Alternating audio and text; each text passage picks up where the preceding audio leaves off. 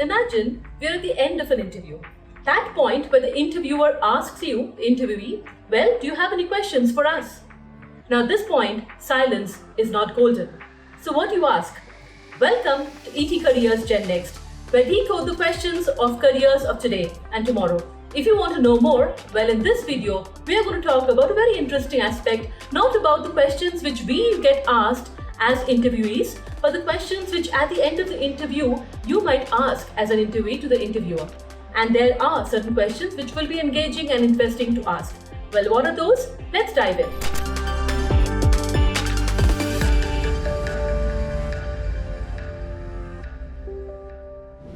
So the interview at any point should not really feel like an interrogation where one person is asking and the other person is answering. A good interview is more like a conversation. And just like the art of conversation, therefore, the interviewer also asks and expects and feels happy when the interviewee has questions to ask. Why? Because it shows interest. It shows that you genuinely are somebody who wants to engage and wants to know about the position you're applying for and a little bit about the people you're going to work with. All that leaves an impression with the interviewer as well. What are some of these questions that you might ask? First and foremost, you can actually try to understand a little bit about the role itself. And the kind of questions, therefore, you could ask in the beginning is that, in the first 30 days, what would the company expect from me if I were to be selected for this particular position? What you try to understand over there is, what kind of activities would be important, what kind of priorities would be there for this particular role, and therefore what would be important for the company and for the person who's joining that role. Now that's an interesting question to ask. Many companies actually, as you go higher in the hierarchy, they expect you to also think through this kind of 30, 50, 90-day plan. And this helps the interviewer also think that you are planning and thinking of what would be the role like when you really are in that particular position. Now, going forward, you can also think a little bit more about the team, right? And you can ask a question about why somebody new needed in this team. So this would help you understand a little bit about the team composition.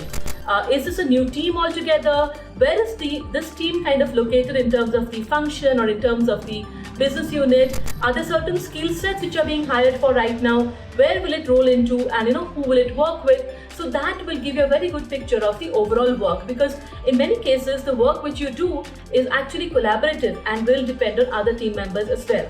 So that's a good question to ask. You can also drill a little bit more and try to understand the performance cycle of the company.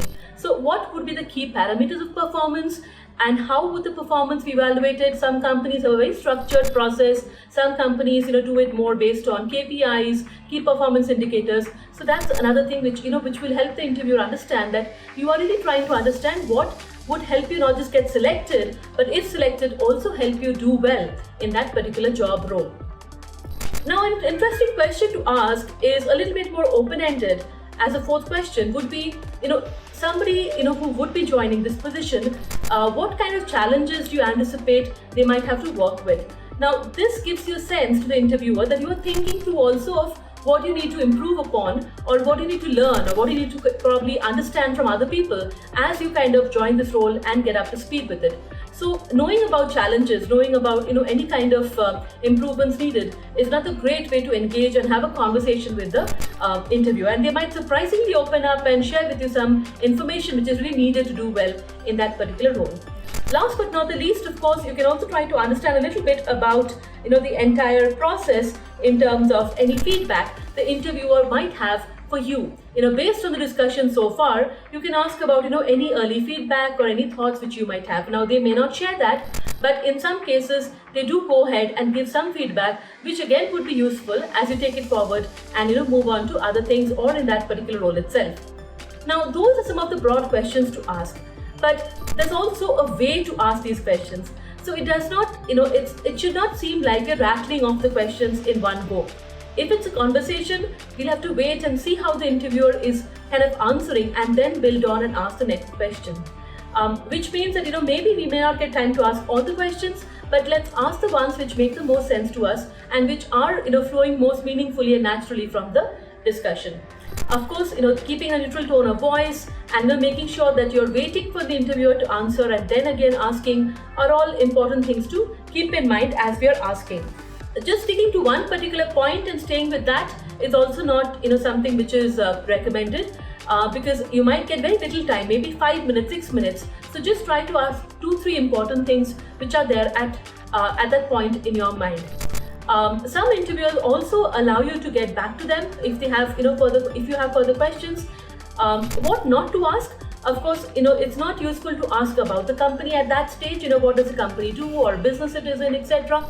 Because those are things expect that we would be reading up on before we come for the interview. Also things like leaves, how many leaves are there and what are the work timings and, practical things like that. They will be there in the offer letter and they can be managed later. But at this point, I think the focus should be more upon how fit are you for the role and how fit is the company for you from both sides, right? So that's really the purpose of the interview, and staying within that domain and asking, engaging questions in that format would be very helpful both for you as well as for the person who's speaking with you. So on that note, hope this gives you some fodder for end of interview questions to the interviewer, and we'll come back soon with more from ET Careers GenNext. Till then, goodbye and thank you.